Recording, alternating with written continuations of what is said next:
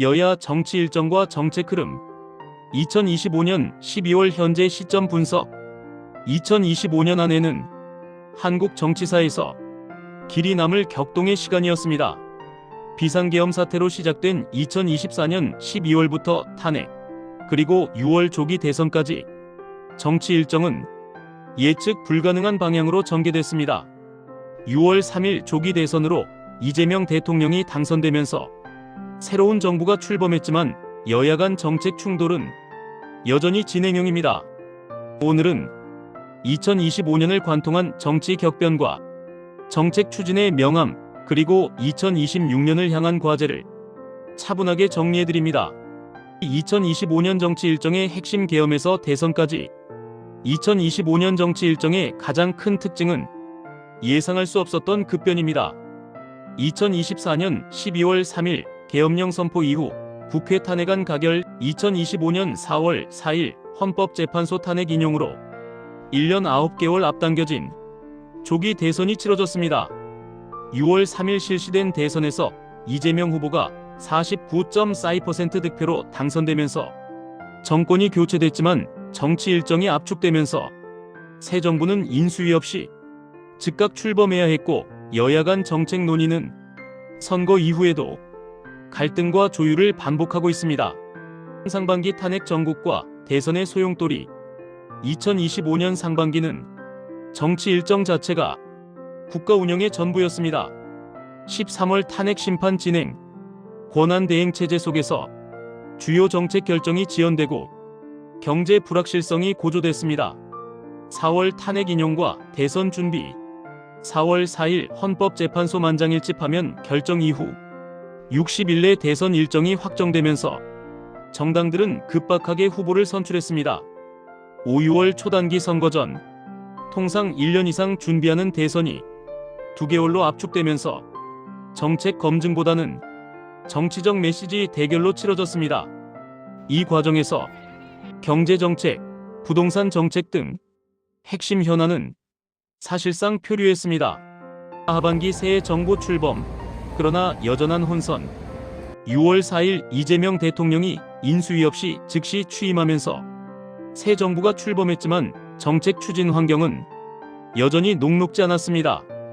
6에서 8월 급한 불 끄기, 추경 편성, 부처 개편, 주요 인사 등 기본적인 국정체계 구축에 시간이 소요됐습니다. 9에서 10월 정책 본격화 시도, 새 정부의 핵심 정책들이 발표되기 시작했으나 10월 15일 부동산 대책 발표처럼 시장과 여론에 엇갈린 반응을 불러일으켰습니다. 11에서 12월 여야 충돌 격화, 내란전담 재판부 설치법 등 여당 주도 입법이 추진되면서 야당과의 갈등이 심화되고 예산안 처리 등에서 극심한 대립이 반복됐습니다. 시장이 정치를 바라보는 시각, 기업과 가게는 정치 일정 자체보다 정책의 예측 가능성을 더 중요하게 봅니다. 2025년 상반기 탄핵과 대선 과정에서 시장은 완전히 멈췄고, 하반기에도 여야 간 극심한 대립으로 주요 정책의 방향이 불명확한 상태가 지속됐습니다. 한국 경제가 정치경제 총체적 난국에 직면했다는 국제 언론의 우려도 나왔고, 투자와 소비 결정이 정치 일정에 좌우되는 기형적 상황이 반복됐습니다. 정치는 움직였지만 시장이 원하는 것은 안정적 예측 가능성이었습니다. 여야 정책 충돌의 핵심 쟁점들. 2025년 하반기 여야 정책 충돌은 몇 가지 핵심 이슈에서 격화됐습니다. 부동산 정책. 11호 대책 이후 이재명 대통령의 부동산 정책 긍정평가가 10%피 하락하는 등 여론이 엇갈렸고, 야당은 과도한 규제라며 반발했습니다. 사법 정책. 여당의 내란전담 재판부 설치 추진에 야당이 위헌 논란 제기하며 극심한 대립이 이어졌습니다. 예산안. 2026년 예산안 심의 과정에서 여야가 첨예하게 대립하며 처리가 지연됐습니다. 이런 충돌은 정책 자체의 옳고 그름을 넘어 정치적 신뢰의 문제로 확대됐습니다. 정치 격변이 경제에 미친 영향. 정치 불확실성은 경제에 직접적 타격을 줬습니다. 1분기 성장률 급감. IMF가 한국 경제 성장률 전망을 2.5%에서 2.0%로 하향 조정했고, 탄핵 정국 속에서 투자와 소비가 위축됐습니다. 23분기 환율 불안. 전국 불안으로 환율이 급등하며 수입 물가 부담이 커졌습니다. 4분기 회복 지연. 새 정부 출범 이후에도 정책 불확실성이 지속되며 경기 회복이 더뎠습니다. 내수 경기 침체가 장기화되면서 민생 고통이 가중됐습니다. 새 정부의 과제 통합과 추진력 사이. 이재명 대통령은 취임사에서 모두의 대통령이 되겠다고 약속했지만 현실은 쉽지 않습니다. 통합의 어려움. 탄핵 정국을 거치며 정치적 양극화가 더욱 심화됐고 49.4% 득표로 당선된 만큼 과반에 미치지 못한 지지율은 통합에 부담을 더합니다. 추진력의 한계. 인수위 없이 급하게 출범한 탓에 정책 준비가 부족했고 야당과의 협력도 원활하지 않습니다. 시간의 압박. 5년 단임제에서 첫 해 절반을 정치 격변으로 보낸 만큼 실질적 정책 추진 기간은 더욱 짧아졌습니다. 2026년을 향한 정치 일정. 2026년은 정치 일정이 상대적으로 안정될 것으로 예상됩니다. 상반기 정책 본격 추진.